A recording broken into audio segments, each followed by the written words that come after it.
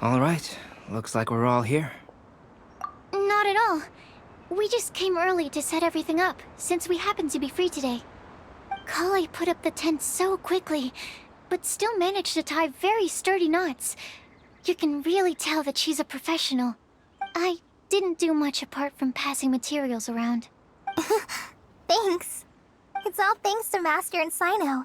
They taught me everything I know. What can I say?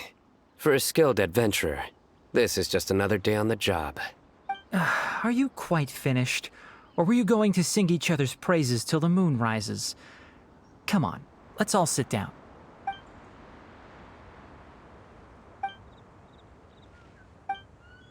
That sunshine sprat was really very good. I didn't watch you cook it, but I believe that the prominent umami flavor of the dish owes itself to more than the fish alone. That's correct. Any further deductions? Let me think. The aroma was quite uniform. Unlike that of a spice blend, it was also unfamiliar to me. So I would venture that it was a Mondstadt specialty.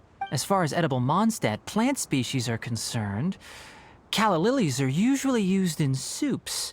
So if I had to guess, small lampgrass? That's right. I've long heard that Sumeru's fish with cream sauce is noted for its gentle texture, which brings out the tenderness of the fish. Here in Mondstadt, we're not quite as varied in the use of spices as in Sumeru, but the principle of bringing certain distinct flavors to the forefront through combinations of natural ingredients is very much the same. I liked it a lot. I'm curious as to the exact ratio of ingredients.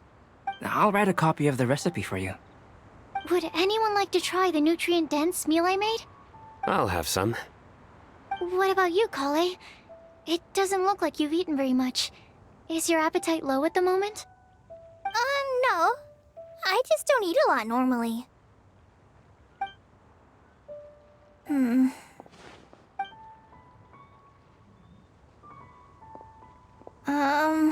Sorry. I didn't mean to make things awkward. Tainari.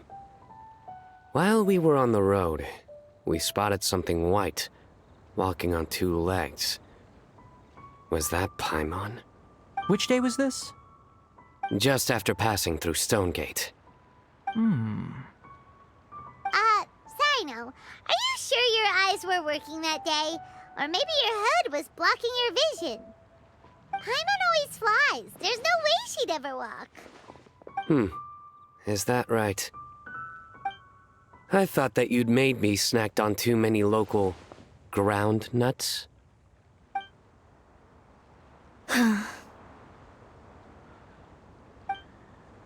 No? Not funny? Ground, you know. As in ground up, but also the ground. Ground nuts make you fall to the ground.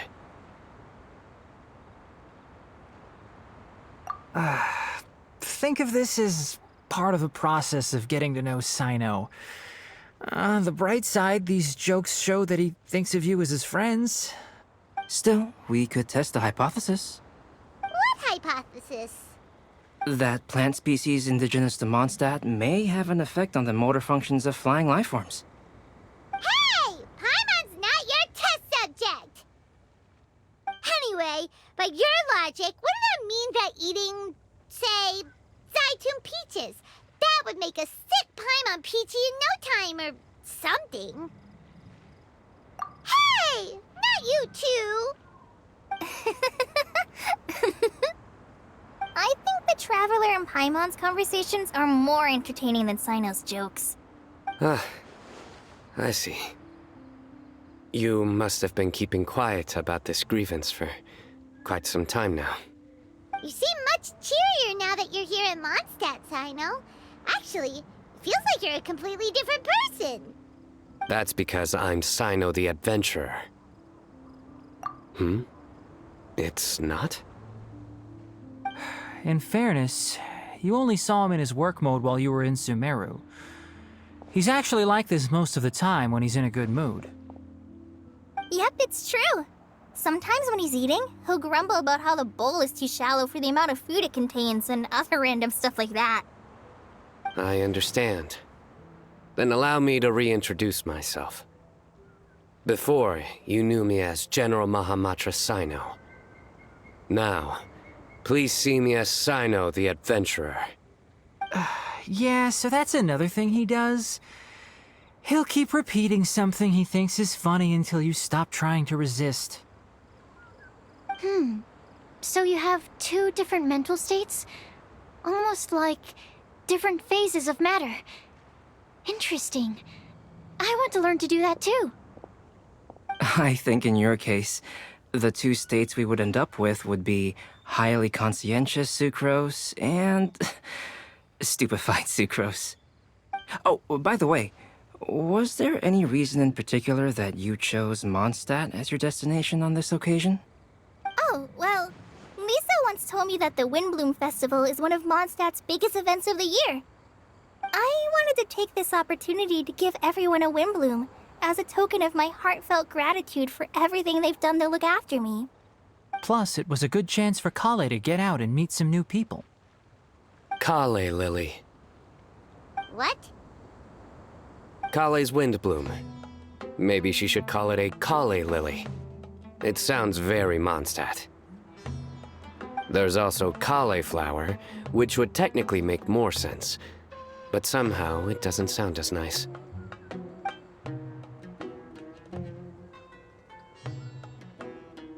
Moving swiftly on.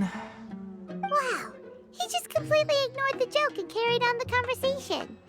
Guess sometimes that's the only way forward. Sumeru's been through some major changes recently, and things at work have only just started to calm down. I don't get many opportunities to take a vacation, and this was a chance to join Kale on her trip while also learning a few things about Mondstadt's flora and fauna that I'll be able to pass on to my peers and students on my return. Two birds with one stone. How about you, Sino? I came to ensure Kale's safety. That's just an excuse. Plain and simple. Also, there's the matter of a Genius Invocation TCG custom-made card back. Aha! So you did have an ulterior motive. Have you all played Genius Invocation TCG before? And that is why I am proud to call you my friend. When I first began contemplating getting a new card back, I asked around before eventually deciding to ask the legendary Mr. Calx for guidance. A friend of mine, Sawada, whom I played cards with on occasion, had been to Inazuma for the Irodori festival. He told me that Calx was a Mondstadter, so I should try my luck there. Calx? Isn't that... You mean, he's a friend of yours? I see. So, you came to Mondstadt in search of Calx. No, that is inaccurate. I came here principally to protect Kale. You most certainly did not. Kale's been here on the quiet numerous times, and this is the first time you felt the need to join. Not only me, same applies to you too, doesn't it? If my writer friend were here now, I'm sure he would describe this curious coincidence as having the makings of a good story. It's always a pleasure to meet a fan. Oh, here it comes. Wait, you mean you're Mr. Calx? Having my new friends address me by my pen name feels somewhat unusual. Please, just call me Albedo. Huh. So you're Calx. Sino's been talking about you non-stop recently. He's intent on getting you to design a bespoke card back for him. You didn't have to say all that. I don't usually take private commissions, but I believe that we are friends now, all of us. Our conversations have been deep and interesting, and Sino, your passion for this game is indeed one of a kind. I can see it in your eyes. Obviously. And given that you've come all this way from Sumeru to see me, I'd be quite honored to take this commission. Wow, your teacher's so nice. I feel the same about yours. Well, they definitely have different personalities, but they're similar when it comes to their character. So, how much should I budget for the timeless masterpiece you will produce for me? Surely, timeless masterpiece is something of an overstatement. Any artwork fit to appear on the reverse of my card decks is by definition a timeless masterpiece, even if I do say so myself. Don't mind him. These TCG nut jobs are all like this. I see. So, this has an almost religious significance. Well, for starters, I'd like to hear a few more of your jokes. My jokes? You like them? I do. Really?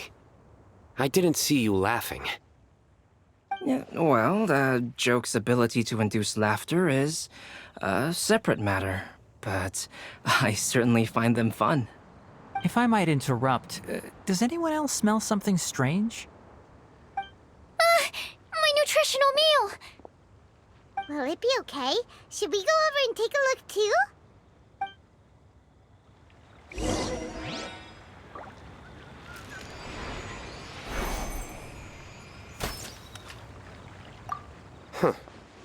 So, a good joke is not necessarily required to make people laugh at them.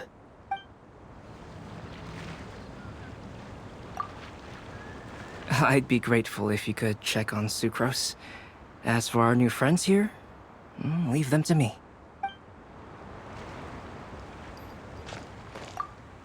Well, Albedo and Sucrose were delightful, but this was still an exhausting meal. The cooking pot. Is everything okay?